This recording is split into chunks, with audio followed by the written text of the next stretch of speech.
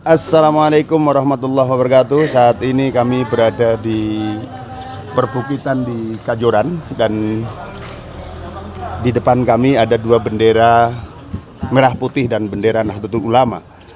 Hari ini bertepatan dengan 17 Agustus tahun 2023, 78 tahun Indonesia merdeka, dan perlu kami mengingatkan bahwa proklamasi Indonesia Pancasila Undang-Undang Dasar 45 adalah salah satu bukti dari keterlibatan Nahdlatul Ulama di dalam perumusan dan pembentukan negara kesatuan Republik Indonesia. Maka tidak bisa sedikit pun dipisahkan antara Nahdlatul Ulama dengan Indonesia. Peran Nahdlatul Ulama ditunjukkan dengan masuknya Kiai Haji Abdul Wahid Hasyim sebagai perwakilan dari Habstur Nahdlatul Ulama atau pengurus besar Nahdlatul Ulama masuk di dalam Panitia Penyelidik Usaha Persiapan Kemerdekaan Indonesia, Badan Penyelidik Usaha Persiapan Kemerdekaan Indonesia, The Great Zombie Kiyosaki, yang salah satu tugas dari BPU PKI adalah untuk mempersiapkan lahirnya Indonesia, bentuk negara seperti apa, dasar negara seperti apa, dan kemudian dilanjutkan dengan masuknya Kiai Haji Abdul Wahid Hasyim sebagai satu di antara panitia 9 yang ditugaskan untuk merumuskan dasar negara Indonesia. Dan 22 Juni 1945 menjadi saksi bagaimana perwakilan dari Nahdlatul Ulama Kiai Haji Abdul Wahid Hasyim menyelesaikan konsepsi tentang primbel dan dasar negara, di mana pada primbel disebutkan alinea keempat yang berdasar pada ketuhanan dengan kewajiban menjalankan syariat Islam bagi pemeluknya, kemanusiaan yang adil dan beradab, persatuan Indonesia, kerakyatan yang dalam dan keadilan sosial bagi seluruh rakyat Indonesia. Itu kita kenal dengan Piagam Jakarta atau Jakarta Charter. Nah, pada 17 Agustus 45, hari Jumat Legi, kemudian Presiden waktu itu Insinyur Soekarno dan Mr. Muhammad Hatta membacakan proklamasi kemerdekaan Indonesia di Pegangsaan Timur. Usai proklamasi dibacakan, ada protes yang disampaikan oleh para perwakilan Indonesia bagian timur. Ada Insinyur Laimena, ada Insinyur Juanda, dan yang lainnya yang merasa berkeberatan dengan pencantuman sila pertama yang dirumuskan oleh Panitia 9, di mana ada kesan bahwa Indonesia bukanlah negara modern, tetapi mengarah pada negara teokrasi, negara ketuhanan. Karena ada frase kalimat ketuhanan dengan kewajiban menjalankan syariat-syariat Islam bagi pemeluknya. Dan tentu itu mereka berkeberatan karena 7 kata tersebut dikhawatirkan membawa Indonesia menjadi negara agama, negara ketuhanan.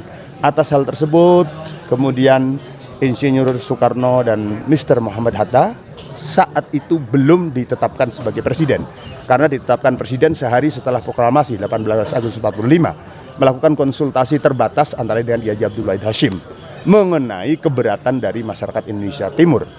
Karena bagaimanapun Insinyur Soekarno harus berdiskusi dengan tokoh-tokoh perwakilan umat Islam. Ada Kiai Haji Kahar Muzakir, ada Kiai Haji Abdul Wahid Hasyim, dan setelah dilakukan lobby panjang, bahkan di dalam catatan Sekretariat Negara, Arsip Sekretariat Negara, lobby itu berjalan sampai dengan berjam-jam, sampai 5 atau 6 jam. Tetapi satu, saya kira, jawaban yang disampaikan oleh perwakilan dari Nahdlatul Ulama, Kiai Haji Abdul Wahid Hasyim, bahwa secara prinsip Kiai Haji Abdul Wahid Hasyim, NU, tidak berkeberatan apabila 7 kata tersebut dihilangkan, sepanjang semangat ketuhanan pada Pancasila ini tidak hilang. Dan ketika kemudian dirumuskan kata ketuhanan yang Maha Esa, Kiai Abdul Wahid Hasyim mengatakan bahwa frase ketuhanan yang Maha Esa sama sekali tidak bertentangan dengan Islam, karena ketuhanan yang Maha Esa adalah pemaknaan dari Al-Quran surat Al-Ikhlas, Qul huwallahu ahad. Ini agak gelap karena ini sedang gerimis dan di sini berkabut.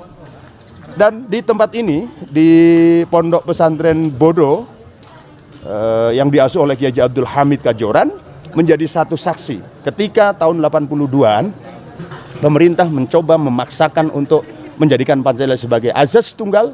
Beliau menyampaikan bahwa tidak semestinya bagi Nahdlatul Ulama untuk merasa dipaksa, karena penerimaan terhadap azas tunggal itu adalah sesuatu yang harus dilakukan oleh umat Islam, karena Pancasila itu dirumuskan juga oleh para wali, oleh perwakilan dari umat Islam, dari Nahdlatul Ulama. Sehingga dengan demikian justru mestinya umat Islam, Nahdlatul Ulama tidak perlu merasa dipaksa untuk menggunakan Pancasila sebagai asas tunggal. Bahkan Al-Maghfurlah Kiai Abdul Hamid atau Mbah Hamid Kajoran menyampaikan cukup dengan mengamalkan 2 sila saja maka seorang muslim sudah bisa menjadi waliullah, yakni sila ketuhanan yang Maha Esa dan kemanusiaan yang adil dan beradab. Karena 2 sila ini kemudian merepresentasikan akidah, syariah dan tasawuf, baik hubungan dengan Allah, baik hubungan dengan manusia, merasa diri, memposisikan diri sebagai manusia yang sebenarnya, dan merasa diri, memposisikan diri sebagai hamba Allah secara baik dan sempurna, cukup baginya untuk bekal menjadi seorang waliullah. Nah, 17 Agustus 45 Indonesia NU, 17 Agustus 2023 hari ini mengingatkan kepada semuanya bahwa tidak bisa dipisahkan antara Nahdlatul Ulama dengan Negara Kesatuan Republik Indonesia. Kita punya kewajiban yang sama untuk menjaga NKRI, karena NKRI itu dibuat, dirumuskan, disusun oleh para ulama, oleh umat Islam, sehingga bagi kita, terutama Islam Ahlus Sunnah wal Jamaah, menjaga keutuhan Negara Kesatuan Republik Indonesia adalah kewajiban bagi kita sebagai pengamalan kita untuk menjaga Islam Ahlus Sunnah wal Jamaah sebagai mandatori daripada pelaksanaan kita untuk menjaga Islam di bumi Nusantara. Dirgahayu kemerdekaan Republik Indonesia ke-78. Merdeka, merdeka, merdeka. Wassalamualaikum warahmatullahi wabarakatuh.